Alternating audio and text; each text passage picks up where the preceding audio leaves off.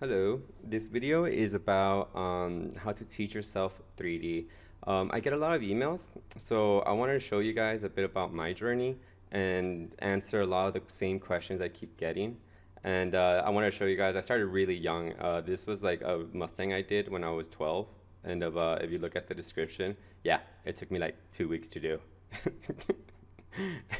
And then here in the I did a Supra, right? And then I was still a little shit. And it says, decided to model it. Took me 2 days to do it. Hope you like it. No big deal. I'm only 14 and immature.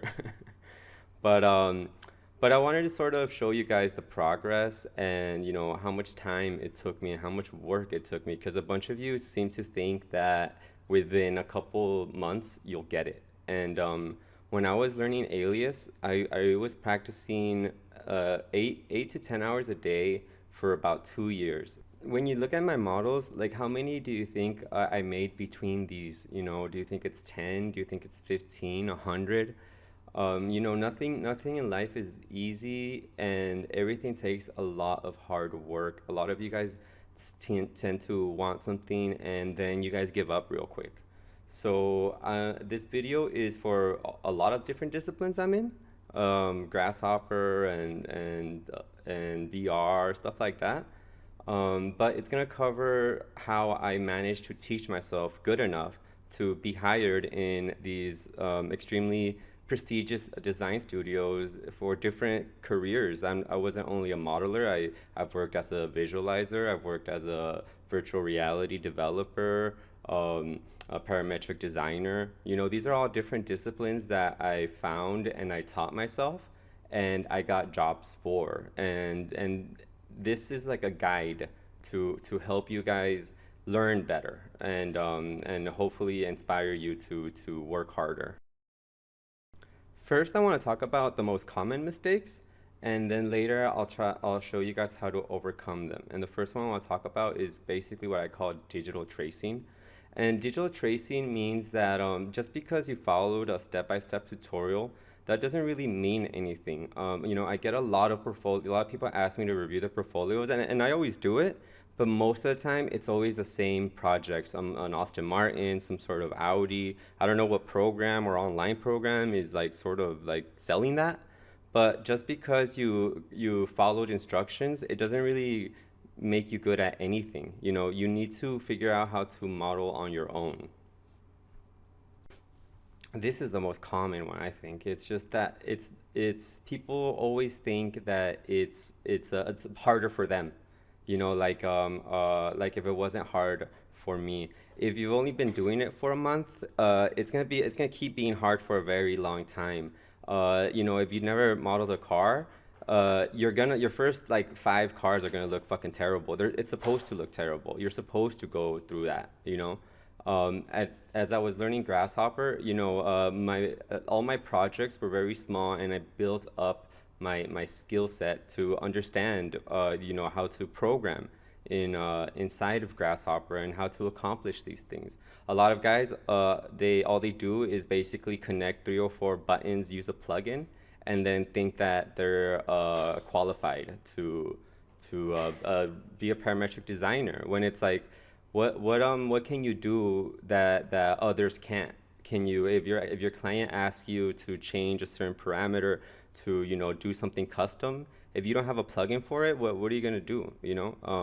It's you need to learn from the basics, which brings me to my next point: how to actually learn. And this to me is one of the saddest ones, because I get a lot of emails from you guys and I see so much potential, but a lot of the people out there will never have the discipline to really dig deep and understand the science or the math behind what you're trying to do. So it really means that you will never innovate. You're always gonna just replicate stuff that other people have been doing.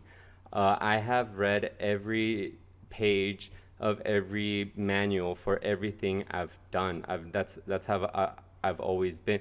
And it's because I know that the more knowledge I have, the better my job is going to be, and the more power I have to create the things that I have in my head. You have to ask yourself, You know, what makes a material? You know, what makes a car paint? How many layers is it? You know, what's the science behind it? You know, it's really important, and yet so many of you just want to just already start making cool shit without actually getting any solid foundation. That doesn't really mean that this has to be boring. You know, how I've always done it is I set up small little goals for myself of projects that I like. So, for example, when I was learning how to render inside Modo, you know, I was like, okay, first I'll just make a abstract, just little scene, you know, just to see how the system works. You know, once I learned that, I was like, okay, let's see if I could start playing with the different effects, the different layering, to make something cool and unique, you know. So then I did this, and now I'm like, okay, now how can I apply that to like maybe shoe design or fabric design, you know? And then now I'm getting to a better point, and from there, you know, for example, I wanted to learn replicator systems, you know. So I was like, okay, I'm gonna try to make a little planet, you know, so I know how to make grass and trees and make them look real. You know, that's how I've always taught myself, setting cool little projects and then just kind of aiming for them and, you know, challenging myself to find it. You know, not asking experts to solve my problems, challenging my own self to figure out on my own. I wanted to end this video by talking a bit about life and just to let you know it's never gonna be easy. Every single step of my life has been difficult. I've always had challenges. I've had people trying to stop me. You know, it's a constant, so you have to get used to that. And don't be afraid to change. If you see my career, how many times did I shift it around for different purposes? You know, each time it was difficult, but I knew that with enough work, I can figure it out and use me as an example. I dropped out of high school twice. I got kicked out of art school. I don't have any degree. I don't have any connections. I don't have any family. My family is from very modest background. What they did teach me is discipline and belief in oneself. And I worked hard enough to push myself to accomplish the dreams that I accomplished. So remember, it doesn't matter, especially in 3D, it doesn't matter your background at all. All that matters is your portfolio, what you can do, what you can create. So keep pushing, and eventually, if you get good enough, the world will find you. You know, especially nowadays with social media, you know, it's a good time to be alive. It's a good time to for education and the spread of knowledge. So you know, just keep working, and Ray believes in you. Every time I see you guys, you know, when you send me the portfolio, I never go, oh my God, that guy is terrible, because you know, if you see the stuff I did, you know, you could say that that was terrible too. But I know whenever every time I see someone's images, I look at his passion, and I go, okay, this guy, he might be in the or girl, he might be in the beginning of his career, but there's so much potential here. You know, if he just keeps going, I know that he'll become a great modeler. So you know, just keep working, and your dreams can come true. You know, use me as an example.